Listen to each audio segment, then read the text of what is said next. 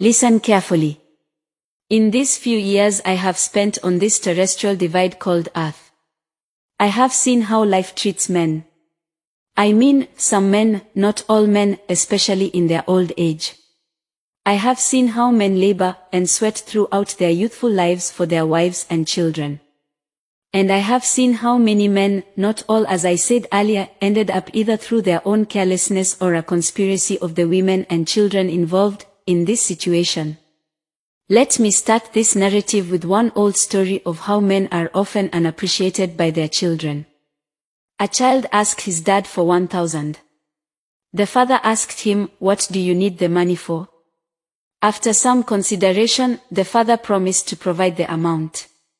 However, the night before heading to work, the father couldn't sleep because he realized that was all the money he had left.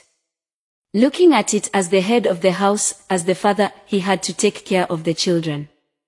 He was under so much pressure on how he himself would survive the rest of the week with only 100. As the father, he had to meet his responsibility in the morning. So, he called the child and handed him 900, leaving himself with only 100 to manage for the rest of the week. The child was upset. He expressed his dissatisfaction, complaining about how he needed 1,000 and his father only gave him 900. He reluctantly thanked the father who was left with just 100 to manage the week. Observing the situation from a corner, the mother called the child to her room and provided him with the remaining 100. He became very happy, saying he had the best mother in the world. He didn't remember that his father had already given him 900. This is how most children treat their fathers. They don't see their contributions. These are some of the challenges fathers go through in life. My friend, as you work hard to train your children and make your wife proud, don't forget to take care of yourself. Don't forget to have something for yourself and your old age. May you not be begging your children to eat in your old age. You can imagine how some women demonize fathers once the children start working. The father could have retired. When he comes to visit his parents, your poor father is giving maybe 5,000 in front of the mother, while the mother pulls the son to the kitchen or to her bedroom and collects maybe 50 times what the father got, and the father doesn't even know what the mother gets. Once the child drives off, the father is told to bring money again to buy sugar for tea or he will drink sugarless tea. These are some of the reasons why most men die early. The reason this happens to men is because we do not show that we are the ones taking care of these responsibilities. When we are young, we don't attend the PTA meetings, let the children know that my father pays the school fees, and attend their special occasions too. When you return from work in the evening, buy your child gifts and give it to them yourself.